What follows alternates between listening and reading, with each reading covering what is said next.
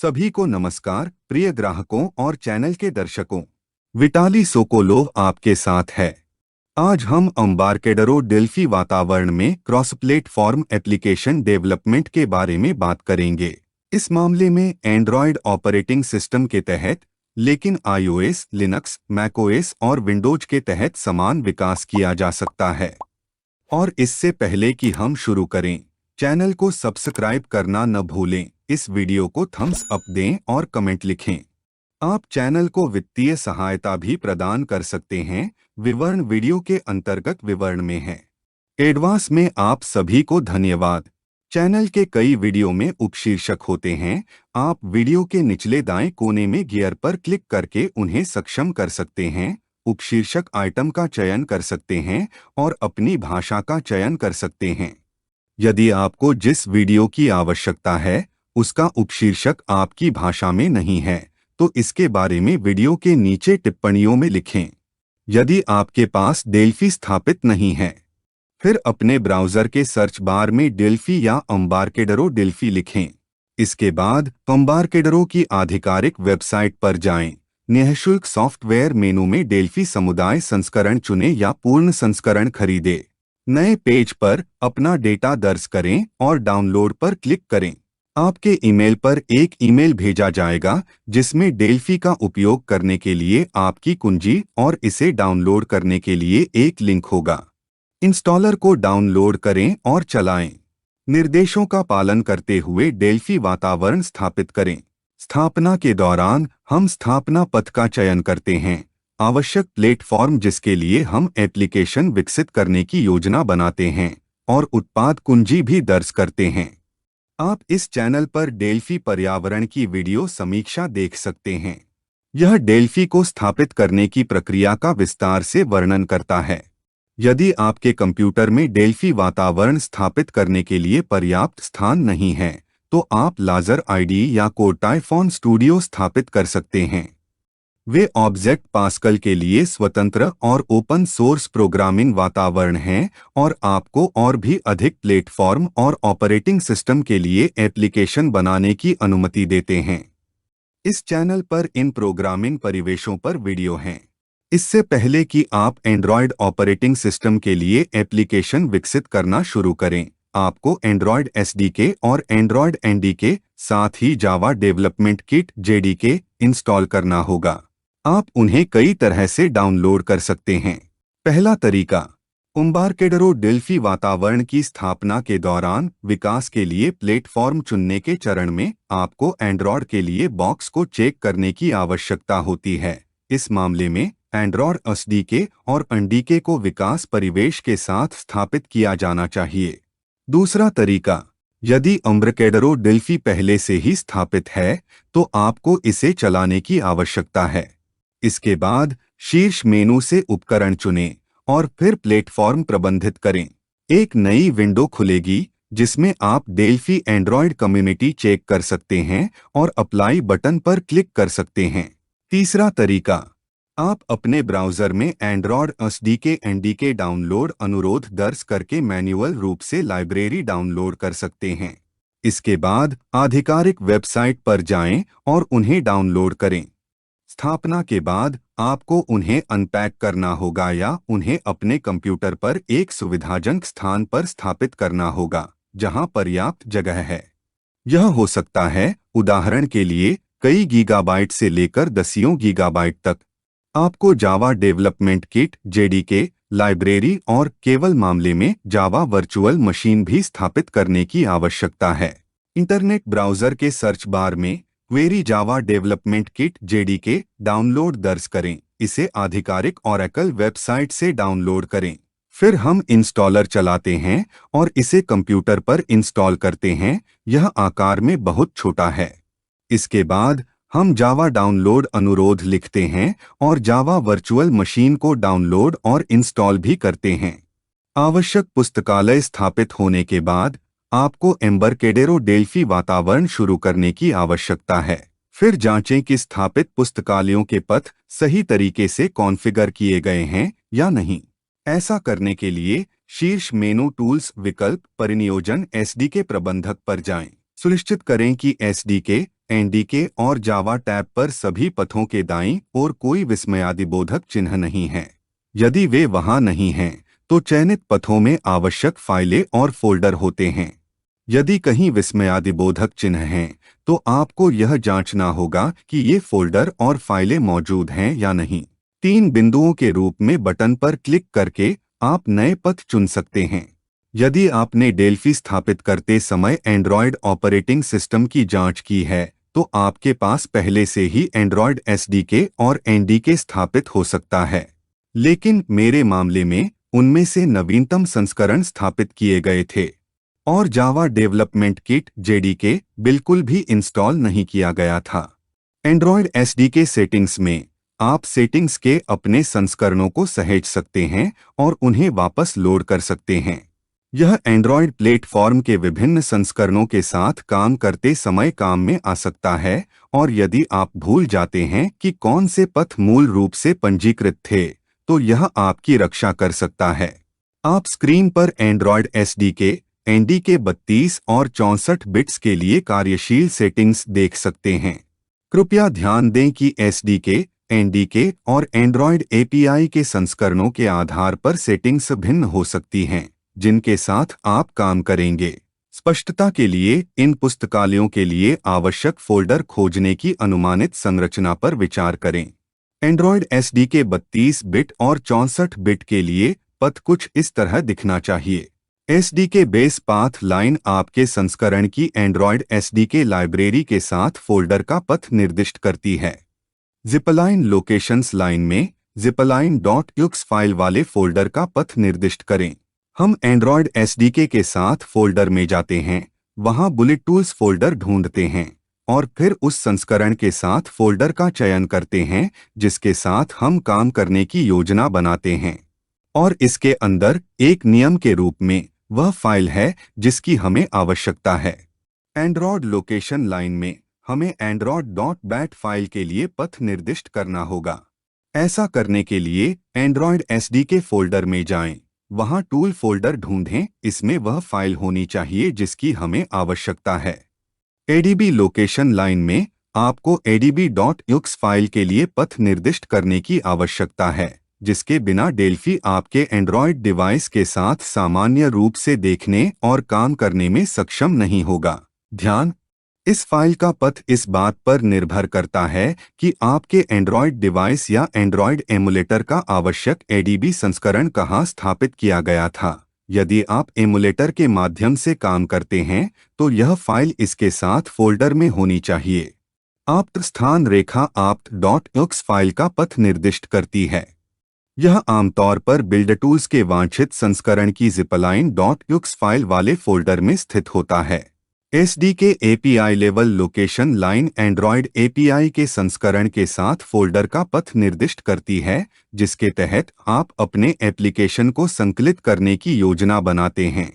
यह लाइन निर्धारित करती है कि आपके भविष्य के एप्लीकेशन को एंड्रॉयड के किन संस्करणों के लिए डिजाइन किया जाएगा। आमतौर पर एंड्रॉयड एपीआई संस्करणों वाले फोल्डर एंड्रॉयड एसडीके फोल्डर में स्थित होते हैं। वहां हमें प्लेटफॉर्म फोल्डर मिलते हैं और इसमें हम केवल वांछित एपीआई संस्करण का चयन करते हैं जो इंस्टॉल किए जाते हैं। यदि आपको जिस संस्करण की आवश्यकता है वह आपके कंप्यूटर पर नहीं है। अगला हम देखेंगे कि उन्हें कैसे स्थापित किया जा सकता है। इसके बाद एंड्रॉयड एनडीके 32 बिट और फिर 64 बिट वाले टैब पर जाएं। एनडीके बेस पाथ लाइन में एंड्रॉयड एनडीके लाइब्रेरी के आवश्यक संस्करण के फोल्डर के लिए पथ निर्दिष्ट करें। armlinux androidbuild.ux स्थान पंक्ति में armlinux androidbuild.ux या ld.ux फाइल का पथ निर्दिष्ट करें। ऐसा करने के लिए आवश्यक संस्करण के एंड्रॉयड एनडीके फोल्डर में जाएं, टूलचिन्स फोल्डर में जाएं, आवश्यक संस्करण के armlinux एंड्रॉयड या भी फोल्डर पर जाएं। मेरे मामले में संस्करण 4.9 या 864 लिनक्स एंड्रॉयड फोल्डर 64 बिट संस्करण और टैब के लिए। इसके बाद प्रीबिल्ड फोल्डर में जाएं, फिर विंडोज वर्क्स 86_64, फिर वांछित संस्करण और बिट गहराई वाला फोल्डर, फिर बिन फोल्डर और उसमें वांछित फाइल निर्दिष्ट करें। armlinux androidbuild.ux स्थान पंक्ति में ARM Linux Android strip.ux या strip.ux फाइल का पथ निर्दिष्ट करें। यह फाइल पिछले वाले के समान फोल्डर में स्थित है। gdb सर्वर लोकेशन लाइन में gb सर्वर फाइल का पथ निर्दिष्ट करें जो एंड्रॉयड एनडीके फोल्डर में स्थित है। फिर प्रीबिल्ट फोल्डर, फिर एंड्रॉयड आर्म फोल्डर 32 बिट संस्करण के लिए या एंड्रॉयड आर्म 64 बिट के लिए संस्करण, और वहां gdb सर्वर फोल्डर है जिसमें वह फाइल है जिसकी हमें आवश्यकता है। एनडीके एपीआई लोकेशन लाइन में एंड्रॉयड के वांछित संस्करण के साथ फोल्डर का पथ निर्दिष्ट करें। आमतौर पर आपको वांछित संस्करण के एंड्रॉयड एनडीके फोल्डर में जाना होगा, फिर प्लेटफॉर्म फोल्डर में जाना होगा और फिर वांछित संस्करण के साथ फोल्डर का चयन करना होगा। यदि आवश्यक संस्करण उपलब्ध नहीं है तो इसे स्थापित करने की आवश्यकता होगी। C++ बिल्डर एनडीके लाइब्रेरी पथ लाइन में और कुछ संस्करणों में डेल्फी एनडीके लाइब्रेरी पथ लाइन भी हो सकती है। आपको इन पुस्तकालयों के फोल्डरों के पथ निर्दिष्ट करने की आवश्यकता है। आपको वांछित संस्करण के एंड्रॉयड एनडीके फोल्डर में जाने की जरूरत है, फिर प्लेटफॉर्म फोल्डर में जाएं, फिर वांछित एंड्रॉयड संस्करण वाले फोल्डर में वांछित बिट गहराई और आर्किटेक्चर वाले फोल्डर का चयन करें, फिर उस पर जाएं उसर फोल्डर और फिर लिब फोल्डर में। सामान्यतया यह खंड एक से अधिक पथ निर्दिष्ट करता है। दूसरे तरीके से वांछित संस्करण के एंड्रॉयड एनडीके फोल्डर को निर्दिष्ट करें। इसमें स्रोत फोल्डर ढूंढें, उस पर जाएं, फिर cxhtl फोल्डर में, फिर llvibs++ या newlibsd++ फोल्डर में, फिर libs में फोल्डर और बिटनेस और संस्करण के साथ फोल्डर का चयन करें जिसकी हमें आवश्यकता है। उदाहरण के लिए 32 बिट्स के लिए ARM v7 और 64 बिट्स के लिए ARM 64 v8 चुनें। यदि आप कम से कम एक पथ गलत तरीके से सेट करते हैं तो यह सही संकलन को प्रभावित करेगा। सबसे अधिक संभावना है संकलन चरण में विभिन्न त्रुटियां दिखाई देंगी। क्रॉस प्लेटफॉर्म एप्लीकेशन बनाने के लिए आपको मेनू आइटम फाइल नया डेल्फी में मल्टी डिवाइस एप्लीकेशन का चयन करना होगा या एक नया मल्टी डिवाइस एप्लीकेशन बनाएं, डेल्फी चुनें। फिर अपने एप्लीकेशन को पहले ही कॉन्फ़िगर कर लें। मेनू आइटम प्रोजेक्ट का चयन करें, आइटम विकल्प चुनें। खुलने वाली विंडो में बिल्डिंग आइटम में डेल्फी कंपाइलर उप आइटम चुनें। संकलन आइटम में आप कॉन्फ़िगर कर सकते हैं कि आपका एप्लीकेशन कैसे संकलित किया जाएगा।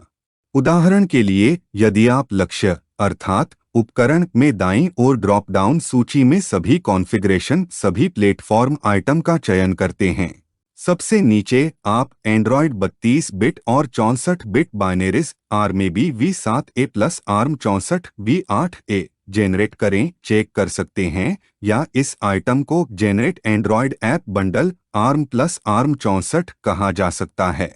इस मामले में आप एंड्रॉयड प्ले मार्केट के लिए एप्लीकेशन संकलित करने में सक्षम होंगे और एप्लीकेशन टैब पर आप अपने भविष्य के एप्लीकेशन को कॉन्फ़िगर कर सकते हैं।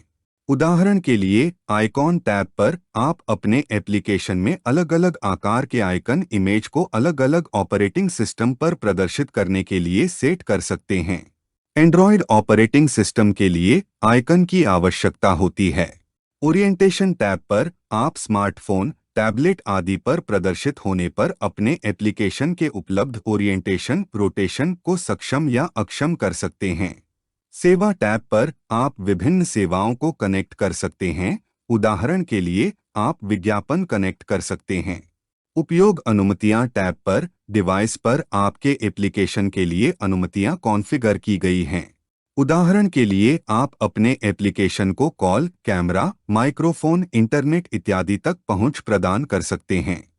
आप एम्बारकेडरो वेबसाइट पर ऑनलाइन दस्तावेजीकरण का उपयोग करके सभी टैब से अधिक विस्तार से परिचित हो सकते हैं। और यदि आप एंड्रॉयड प्ले मार्केट के लिए एक एप्लीकेशन बना रहे हैं तो आपको सेटिंग में परिनियोजन टैब पर जाना होगा और प्रोविजनिंग आइटम का चयन करना होगा। बिल्ड टाइप सेक्शन में एंड्रॉयड 32 बिट या 64 बिट एप्लीकेशन स्टोर चुनें। आपको मैन्युअल रूप से दिखाई देने वाली फील्ड में जानकारी भरनी होगी और डेटा को की स्टोर एक्सटेंशन में सहेजना होगा, या एंड्रॉयड प्ले कंसोल डेवलपर खाते से कुंजी और डेटा डाउनलोड करें। स्टोर में हस्ताक्षरित ऐप्स की अनुमति नहीं है। आपके सभी आवेदनों पर एक ही तरह से हस्ताक्षर किए जाने चाहिए, अन्यथा उन्हें बाजार में प्रवेश नहीं दिया जाएगा। एंड्रॉयड के लिए एप्लीकेशन को संकलित करने के लिए आपको एंड्रॉयड ऑपरेटिंग सिस्टम पर आधारित कुछ वास्तविक डिवाइस की आवश्यकता होती है। यह एक मोबाइल फोन, स्मार्टफोन, टैबलेट या अन्य हो सकता है। या आप अपने कंप्यूटर पर एक एंड्रॉयड एमुलेटर स्थापित और कॉन्फ़िगर कर सकते हैं, उसमें वांछित डिवाइस बना सकते हैं और उस पर अपने एप्लीकेशन संकलित कर सकते हैं। यदि आप इसके माध्यम से संकलन करने के लिए अपने वास्तविक उपकरण को कनेक्ट करते हैं, फिर आपको अपने मोबाइल फोन, टैबलेट की सेटिंग में जाने की जरूरत है। बिल्ड नंबर आइटम पर लगभग 7 बार क्लिक करके इसके लिए डेवलपर मोड चालू करें।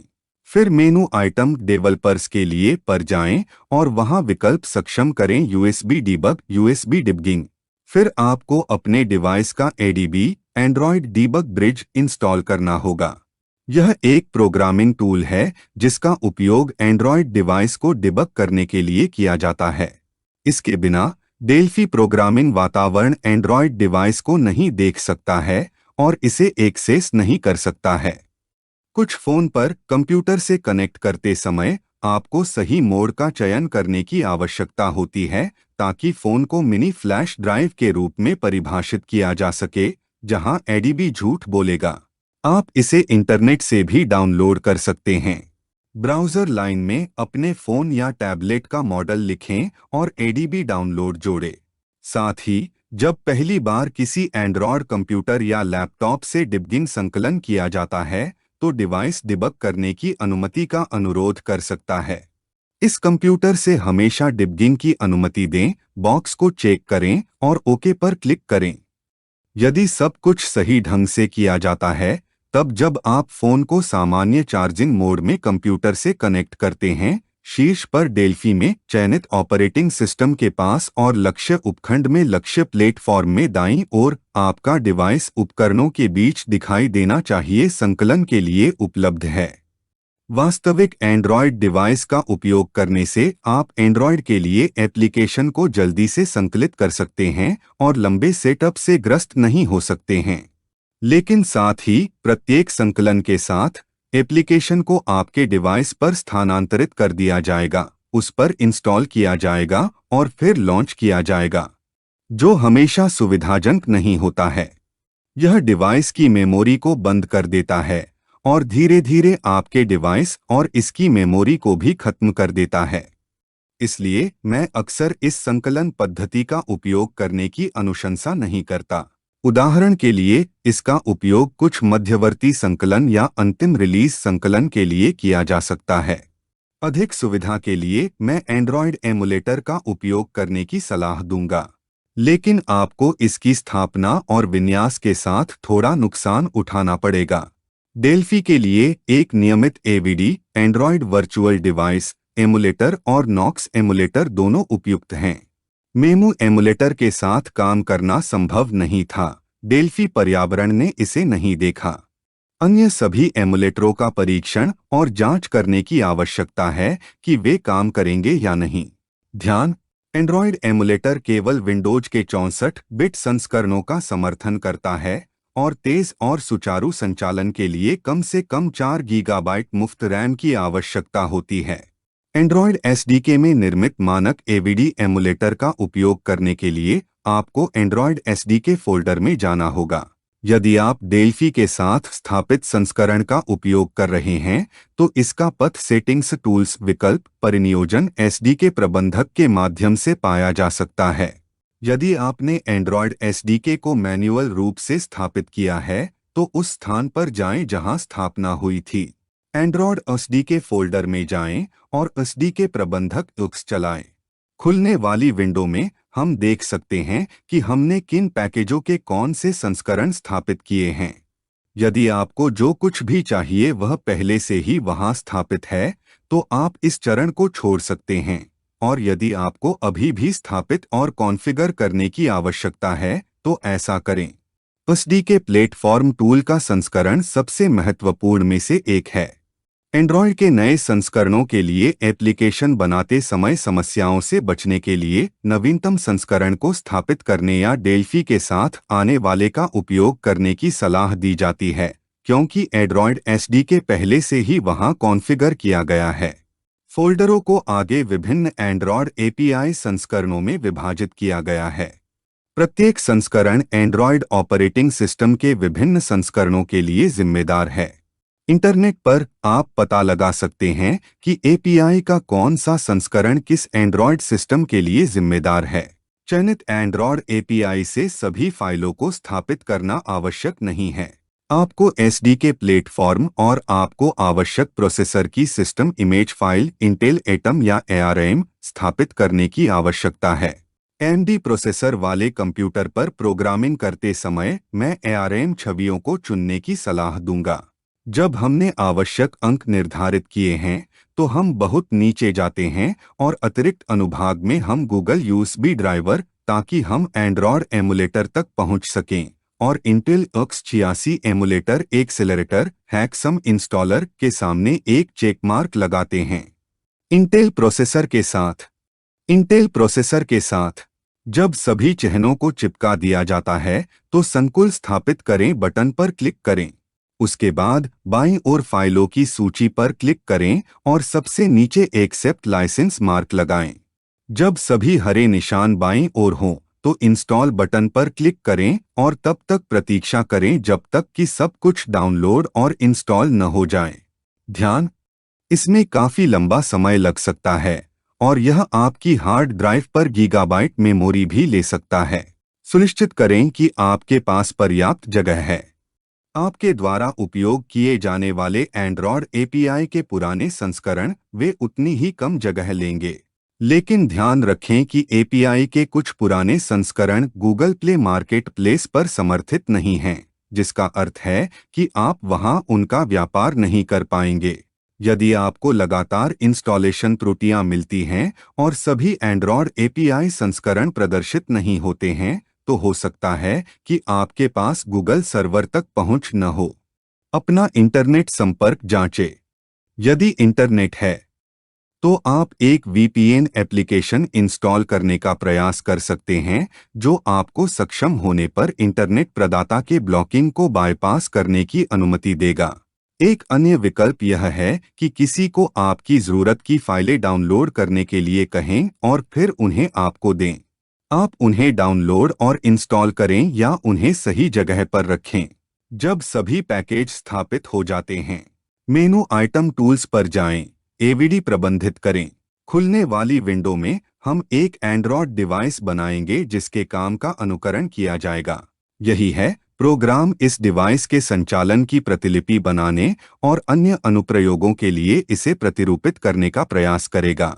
यदि कोई उपकरण बनाया गया था और अनावश्यक हो गया था तो आप उस पर क्लिक करके और दाईं ओर हटाएं बटन दबाकर उसे हटा सकते हैं। एक नया उपकरण बनाने के लिए बनाए बटन पर क्लिक करें। खुलने वाली नई विंडो में अवॉर्ड नाम अनुभाग में हम अपने डिवाइस के लिए एक नाम लेकर आते हैं। डिवाइस सेक्शन में हम चुनते हैं कि हम किस डिवाइस का अनुकरण करेंगे, विशेष रूप से स्क्रीन का आकार क्या होगा और एचडीपीआई क्या होगा। डीपीआई प्रति इंच डॉट्स पिक्सेल की संख्या है। 1 इंच 2.54 सेंटीमीटर के बराबर होता है। यह तथाकथित घनत्व है। निम्न प्रकार के घनत्व प्रतिष्ठित हैं। आप उन्हें स्क्रीन पर देखते हैं।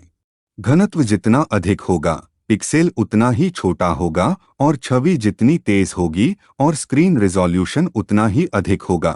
लक्ष्य अनुभाग में चुने कि डिवाइस किस एंड्रॉयड ऑपरेटिंग सिस्टम पर चलेगा। वैसे यहाँ आप देख सकते हैं कि एंड्रॉयड के किस वर्जन के लिए एपीआई के किस वर्जन की जरूरत है। सीपीयू अभी अनुभाग में हमारे डिवाइस के लिए प्रोसेसर का चयन करें। आपके पास केवल उन प्रोसेसर छवियों तक पहुंच होगी जिन्हें आपने चयनित एपीआई संस्करण के लिए डाउनलोड किया था। कीबोर्ड अनुभाग आपको डिवाइस पर हार्डवेयर कीबोर्ड को सक्षम या अक्षम करने की अनुमति देता है। त्वचा अनुभाग हमारे नकली डिवाइस की उपस्थिति को प्रभावित करता है। अनुभाग फ्रंट और बैक कैमरा, फोटो और वीडियो शूटिंग के लिए फ्रंट और रियर कैमरों की डिवाइस पर उपस्थिति के लिए जिम्मेदार हैं। मेमोरी विकल्प अनुभाग डिवाइस के लिए आवंटित मेमोरी की मात्रा के लिए जिम्मेदार है। इसे स्वचालित रूप से सेट किया जा सकता है या आप इसे मैन्युअल रूप से सेट कर सकते हैं। राम रैंडम एक्सेस मेमोरी है। वीएम हीप यह तथाकथित ढेर है। यही है हमारी वर्चुअल मशीन द्वारा अनुप्रयोगों के एक उदाहरण के लिए गतिशील रूप से आवंटित मेमोरी। उदाहरण के लिए 32 या 512 के मान। संख्या जितनी बड़ी होगी उतनी ही अधिक मेमोरी आवंटित की जाएगी और एप्लीकेशन को उतनी ही तेजी से काम करना चाहिए क्योंकि इसमें अधिक मेमोरी होगी। अनुप्रयोगों का त्वरित परीक्षण करने के लिए स्मृति जोड़ना सुविधाजनक है, लेकिन संकलन करते समय यह अनुशंसा की जाती है कि एंड्रॉयड उपकरणों पर स्थापित स्मृति की वास्तविक मात्रा को सेट किया जाए जिसे आपका एप्लीकेशन एक मानक के रूप में लक्षित करता है। फिर यह देखा जाएगा कि क्या उसके पास इसके लिए पर्याप्त मेमोरी है और क्या एप्लीकेशन उन पर सामान्य रूप से काम करेगा। आंतरिक संग्रहण अनुभाग डिवाइस की आंतरिक मेमोरी के आकार के लिए जिम्मेदार है जिस पर हम अपना एप्लीकेशन इंस्टॉल कर सकते हैं। यदि हमारा एप्लीकेशन कम मेमोरी लेता है तो हमें ऐसी बहुत सारी मेमोरी की आवश्यकता नहीं होगी। आकार मेगाबाइट में निर्दिष्ट है। अतिरिक्त मेमोरी की मात्रा के लिए एसडी कार्ड अनुभाग जिम्मेदार है, जिसकी भूमिका आमतौर पर फ्लैश मेमोरी द्वारा निभाई जाती है। हार्डवेयर ग्राफिक्स एक्सेलरेशन का उपयोग करने के लिए यूज होस्ट जीपीयू विकल्प को सेट करने की भी सिफारिश की जाती है। चेक किए जाने पर ग्राफिक्स को तेज और स्मूथ चलना चाहिए। यदि स्नैपशॉट अनुभाग की जांच की जाती है तो एमुलेटर बंद होने तक अपनी स्थिति को याद रखेगा। यह सिस्टम का एक स्नैपशॉट है जो उसी तरह बूट होता है जैसे कोई ऑपरेटिंग सिस्टम सो जाता है और फिर जाग जाता है। लेकिन आपके और मेरे लिए इसमें कोई दिलचस्पी नहीं है। हम अपने लिए सबसे उपयुक्त विकल्पों को उजागर करते हैं और ओके बटन दबाते हैं। हम डिवाइस के बनने का इंतजार कर रहे हैं। एमुलेटर शुरू करने से पहले मैं आपको सलाह दूंगा कि आप अपने मदरबोर्ड के बायोस में वर्चुअलाइजेशन तकनीक को सक्षम करें, यदि मदरबोर्ड इसका समर्थन करता है, और ऑपरेटिंग सिस्टम में इसके तत्वों को सक्षम करें। वर्चुअलाइजेशन के बिना एमुलेटर बहुत धीमी गति से और संभावित अंतराल के साथ काम कर सकता है या यह बिल्कुल भी काम करने से इनकार कर सकता है। समस्याएं तब भी उत्पन्न हो सकती हैं यदि आपके पास एक कमजोर कंप्यूटर, एक धीमी हार्ड ड्राइव या रैम है, मदरबोर्ड वर्चुअलाइजेशन का समर्थन नहीं करता है, और इसी तरह एंड्रॉयड एमुलेटर कुछ कंप्यूटरों पर अनिश्चित काल के लिए लोड हो सकता है। इस मामले में आप एमुलेटर सेटिंग्स को काम करने वालों के साथ साथ एंड्रॉयड वर्जन को बदलने की कोशिश कर सकते हैं। यदि एमुलेटर वैसे भी काम करने से इनकार करता है तो आप तीसरे पक्ष के एंड्रॉयड एमुलेटर डाउनलोड कर सकते हैं या अपने मोबाइल फोन या टैबलेट को एंड्रॉयड ऑपरेटिंग सिस्टम के लाइसेंस प्राप्त संस्करण के साथ एक संकलन उपकरण के रूप में कनेक्ट कर सकते हैं। बायोस में वर्चुअलाइजेशन को सक्षम करने के लिए आपको कंप्यूटर चालू करते समय वांछित कुंजी को दबाने की आवश्यकता होती है। विभिन्न मदरबोर्ड पर अलग अलग तरीकों से, उदाहरण के लिए F2, डिलीट, एस्केप या अन्य। बायोस में वह आइटम ढूंढें जो इसके लिए जिम्मेदार है और इसे सक्षम करें। बायोस के विभिन्न संस्करणों में इस आइटम को अलग अलग कहा जा सकता है और विभिन्न स्थानों पर स्थित हो सकता है। इसलिए अपने मदरबोर्ड का नाम पढ़ें और इंटरनेट पर इस बारे में जानकारी के लिए खोजें कि क्या यह वर्चुअलाइजेशन का समर्थन करता है। इसकी बायोस सेटिंग्स में कैसे प्रवेश करें और वर्चुअलाइजेशन तकनीक को कैसे सक्षम करें। चालू करने के बाद सेटिंग्स को बचाने के लिए F10 कुंजी दबाएं और यदि आवश्यक हो तो एक अक्षर दर्ज करने के लिए रिबूट करें, अक्षर Y दर्ज करें और एंटर दबाएं। कंप्यूटर चालू करने के बाद आपको सेटिंग्स के माध्यम से आवश्यक वर्चुअलाइजेशन तत्वों को सक्षम करने की आवश्यकता है। मैं इसे विंडोज 10 पर करता हूं, लेकिन आप ऑपरेटिंग सिस्टम के अपने संस्करण के बारे में जानकारी पा सकते हैं। आप कई बग और समस्याओं का सामना कर सकते हैं। आप स्क्रीन पर कुछ संभावित समाधान देख सकते हैं। यदि आपको जिस समाधान की आवश्यकता है वह स्क्रीन पर नहीं है या सलाह ने मदद नहीं की है, मंचों, चैनलों, साइटों और समूहों पर अपने प्रश्न पूछें जो डेल्फी को समर्पित हैं। इस चैनल में सोशल नेटवर्क में पास्कल, डेल्फी और लाजर की लोकप्रियता के बारे में एक वीडियो है। वहां आप कई उपयोगी समूह, चैनल और साइट पा सकते हैं। हमारे द्वारा बनाए गए एंड्रॉयड डिवाइस को लॉन्च करने का समय आ गया है। दाईं ओर स्टार्ट बटन पर क्लिक करें। इस स्तर पर कई त्रुटियां दिखाई दे सकती हैं। त्रुटि के पाठ के आधार पर और इसके संभावित समाधान अलग-अलग होंगे। एमुलेटर को अंतहीन रूप से चलाना भी संभव है। यदि लॉन्च ठीक रहा तो आपको इस डिवाइस पर यूएसबी डिबगिंग को सक्षम करने की आवश्यकता है, जैसा कि हम एक वास्तविक एंड्रॉयड डिवाइस पर करते हैं। आपको एंड्रॉयड सेटिंग्स पर जाने की जरूरत है। बिल्ड नंबर आइटम पर लगभग 7 बार क्लिक करके इसके डेवलपर मोड को सक्षम करें। फिर मेनू आइटम डेवलपर्स के लिए पर जाएं और वहां विकल्प सक्षम करें यूएसबी डीबग, यूएसबी डिबगिंग। उसके बाद हम एंड्रॉयड डिवाइस और डेल्फी पर्यावरण दोनों को पुनरारंभ करते हैं।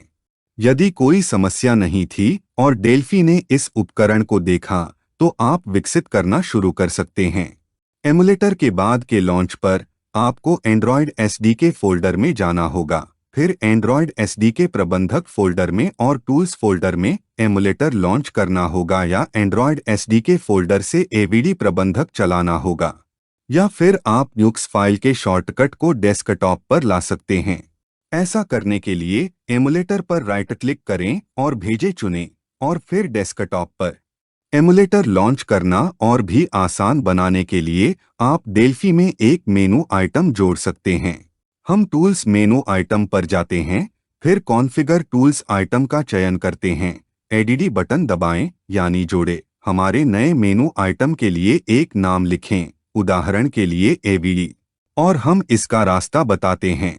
मेरे मामले में यह एंड्रॉयड एसडीके फोल्डर है, फिर एवीडी मैनेजर, फिर ओके पर क्लिक करें। अब मेनू आइटम टूल्स में एक सब आइटम अवॉर्ड है। यदि आप मानक एंड्रॉयड एमुलेटर की गति और क्षमताओं से संतुष्ट नहीं हैं, तो आप दूसरा इंस्टॉल कर सकते हैं, लेकिन उनमें से सभी डेल्फी पर्यावरण द्वारा समर्थित नहीं हैं। सिद्ध लोगों में से आप उनोक्स एमुलेटर स्थापित कर सकते हैं। ब्राउज़र के सर्च बार में उनोक्स प्लेयर डाउनलोड लिखें। इसकी आधिकारिक वेबसाइट पर जाएं, अपनी पसंद की भाषा चुनें और इसे डाउनलोड करें। डाउनलोड करने के बाद डाउनलोड की गई फाइल को रन करें। नीचे बाईं ओर आपको लाइसेंस समझौते से सहमत होने की आवश्यकता है और दाईं ओर आप कॉन्फ़िगर बटन पर क्लिक कर सकते हैं और एमुलेटर स्थापित करने के लिए पथ का चयन कर सकते हैं। फिर इंस्टॉल बटन पर क्लिक करें। आपको कुछ अन्य सॉफ्टवेयर स्थापित करने के लिए प्रेरित किया जा सकता है। यह एक विज्ञापन है। आप रिजेक्ट बटन पर क्लिक कर सकते हैं और इंस्टॉलेशन प्रक्रिया शुरू हो जाएगी। एक बार एप्लीकेशन इंस्टॉल हो जाने के बाद इसे लॉन्च किया जा सकता है। यदि स्टार्टअप पर एक संदेश प्रकट होता है जिसमें कहा गया है कि आपको हाइपर-वी या अन्य सेवाओं को अक्षम करने की आवश्यकता है, तो इसके लिए सहमत हों और अक्षम करें पर क्लिक करें। उसके बाद आपको अपने कंप्यूटर को पुनरारंभ करने की आवश्यकता हो सकती है। एमुलेटर के साथ नॉक्स असिस्टेंट एप्लीकेशन इंस्टॉल किया गया है। इसे चलाकर आप उन एंड्रॉयड उपकरणों को बना सकते हैं, कॉन्फ़िगर कर सकते हैं और हटा सकते हैं जिनका उनोक्स अनुकरण करेगा। आप 32 या 64 बिट एंड्रॉयड सिस्टम सेट कर सकते हैं, साथ ही इसके संस्करण का चयन भी कर सकते हैं। इस पर भविष्य के संकलन के लिए यह महत्वपूर्ण है। एमुलेटर शुरू करने के बाद आपको गियर के रूप में एमुलेटर विंडो की सेटिंग में जाना होगा। जनरल टैब पर जाएं और रूट बॉक्स को चेक करें। फिर एंड्रॉयड सिस्टम में जाएं और उन पर क्लिक करके इसकी सेटिंग में जाएं। बहुत नीचे तक स्क्रॉल करें और मेनू आइटम टैबलेट के बारे में या फोन के बारे में पर जाएं। यूएसबी डिबगिंग मेनू आइटम ढूंढें और इसे सक्षम करें। यदि आपके पास यह आइटम नहीं है, तो डेवलपर अधिकार प्राप्त करने के लिए बिल्ड नंबर मेनू आइटम पर लगभग 7 बार क्लिक करें। फिर यूएसबी डिबगिंग सक्षम करें। उसके बाद आपको नोक्स एमुलेटर और डेल्फी वातावरण को पुनरारंभ करने की आवश्यकता है। अगर सब कुछ ठीक रहा, मल्टी डिवाइस एप्लीकेशन के टारगेट सेक्शन में डेल्फी को उस डिवाइस को देखना चाहिए जो ओनोक्स का अनुकरण करता है। यदि डिवाइस वहां दिखाई नहीं देता है, डेल्फी सेटिंग्स पर जाएं। टूल्स मेनू आइटम का चयन करें, विकल्प आइटम का चयन करें, परिनियोजन टैब पर जाएं और एसडीके प्रबंधक टैब पर जाएं। एडीबी लोकेशन लाइन में आपको adb.ux फाइल का पथ बदलना होगा, जो कि ओनोक्स एमुलेटर फोल्डर में स्थित है। चूंकि अन्य एमुलेटर और एंड्रॉयड डिवाइस के एडीबी संस्करण एक दूसरे से मेल नहीं खा सकते हैं, आपका असली या नकली एंड्रॉयड डिवाइस सेट होने के बाद आप एप्लीकेशन को विकसित करना शुरू कर सकते हैं। उदाहरण के लिए, मैं केवल फॉर्म पर एक बटन घटक फेंक दूंगा और इसे दोनों अनुकरणकर्ताओं पर संकलित करने का प्रयास करूंगा। संकलन सफल होने के लिए देखें कि बिल्ड कॉन्फ़िगरेशन में सही एप्लीकेशन प्रकार चुना गया है या नहीं। दाईं ओर आवश्यक आइटम को सक्रिय करने के लिए आपको बाईं माउस बटन के साथ इस आइटम पर डबल क्लिक करना होगा या उस पर राइट क्लिक करना होगा और दिखाई देने वाले संदर्भ मेनू में सक्रिय आइटम का चयन करना होगा। यदि डीबग चुना गया है और यह बोल्ड में है, तो एप्लीकेशन को डीबग फोल्डर में संकलित किया जाएगा। प्रोजेक्ट ऑप्टिमाइजेशन अक्षम है, लेकिन डिबगिंग सक्षम है। कुछ सिंटैक्स विकल्प सक्षम हैं। यदि रिलीज आइटम का चयन किया जाता है, तो इस मामले में एप्लीकेशन को कम अतिरिक्त जानकारी के साथ बनाया जाता है और एप्लीकेशन को रिलीज के लिए तैयार किया जा रहा है, अर्थात इसे अन्य उपयोगकर्ताओं को वितरित करने के लिए तैयार किया जा रहा है। उदाहरण के लिए, कोई प्रतीकात्मक डिबग जानकारी उत्पन्न नहीं होती है और ट्रेस और असर्ट कॉल के लिए कोई कोड उत्पन्न नहीं होता है। जेनरेट किए गए निष्पादन योग्य में कोई डीबग जानकारी नहीं है, छोटा है और डीबग कॉन्फ़िगरेशन का उपयोग करके बनाए गए एप्लीकेशन की तुलना में तेजी से चलता है। जांचें कि क्या प्लेटफॉर्म सही है और इसका बिटनेस लक्ष्य प्लेटफॉर्म अनुभाग में दाईं ओर सेट है। यह बोल्ड में होना चाहिए। लक्ष्य उपखंड को एक एंड्रॉयड डिवाइस प्रदर्शित करना चाहिए। इसे कनेक्ट और चालू होना चाहिए। कॉन्फ़िगरेशन उपखंड में यदि विकास आइटम का चयन किया जाता है, तो एक नियमित परीक्षण एपीके एप्लीकेशन बनाया जाएगा और अगर एप्लीकेशन स्टोर आइटम चुना जाता है, तो एक हस्ताक्षरित एपीके या एएबी एप्लीकेशन बनाया जाएगा। आप प्रोजेक्ट विकल्प परिनियोजन प्रावधान मेनू पर जाकर और लक्ष्य अनुभाग में release configuration Android 64 bit platform item का चयन करके अपने आवेदन पर हस्ताक्षर कर सकते हैं और बिल्ड टाइप सेक्शन में एंड्रॉयड 64 बिट एप्लीकेशन स्टोर चुनें। अगला कदम स्टोर के लिए मुख्य डेटा भरना है। एंड्रॉयड ऐप बंडल एएबी एप्लीकेशन बनाने के लिए आपको इसे संकलित करने की आवश्यकता है। फिर प्रोजेक्ट मेनू आइटम का चयन करें, बिल्ड प्रोजेक्ट या बिल्ड ऑल प्रोजेक्ट्स बटन पर क्लिक करें और फिर एएबी बनाने के लिए डिप्लॉय बटन पर क्लिक करें। फाइल, इस परिनियोजन सूची में आप उन फाइलों को जोड़ सकते हैं जिन्हें हमारे एप्लीकेशन के साथ पैक करने की आवश्यकता है, उदाहरण के लिए संगीत, ध्वनियाँ, चित्र आदि। सुनिश्चित करें कि निम्नलिखित आइटम दाईं ओर संकलित करने के लिए चुने गए हैं। Android 64 bit operating system application store के लिए एप्लीकेशन सही संकलन डिवाइस का चयन किया गया है और यह सक्षम और उपलब्ध है। कुछ त्रुटियां जो तब हो सकती हैं जब डेल्फी एंड्रॉयड ऑपरेटिंग सिस्टम के लिए विकास के साथ काम करती है और संभावित समाधान जो आप स्क्रीन पर देख सकते हैं। डेल्फी के विभिन्न संस्करणों के बीच माइग्रेट करते समय आपको अपनी परियोजना के लिए पुस्तकालयों को अद्यतन करने की आवश्यकता हो सकती है। ऐसा करने के लिए दाईं ओर लाइब्रेरी आइटम पर राइट क्लिक करें और सिस्टम फाइलों को डिफ़ॉल्ट आइटम पर वापस करें पर क्लिक करें। यदि संकलन सफल रहा, तो थोड़े समय के बाद आप अपने एंड्रॉयड डिवाइस या एमुलेटर पर चल रहे एप्लीकेशन को देखेंगे। परीक्षण के बाद डिवाइस पर एप्लीकेशन को बंद करने के लिए आप एक वर्ग के रूप में बटन का उपयोग कर सकते हैं। यह चल रहे एप्लीकेशन के साथ एक मेनू खोलेगा। हम trash can clear all button के रूप में बटन पर क्लिक करके या विंडो को साइड में खींचकर अपने एप्लीकेशन को बंद कर देते हैं।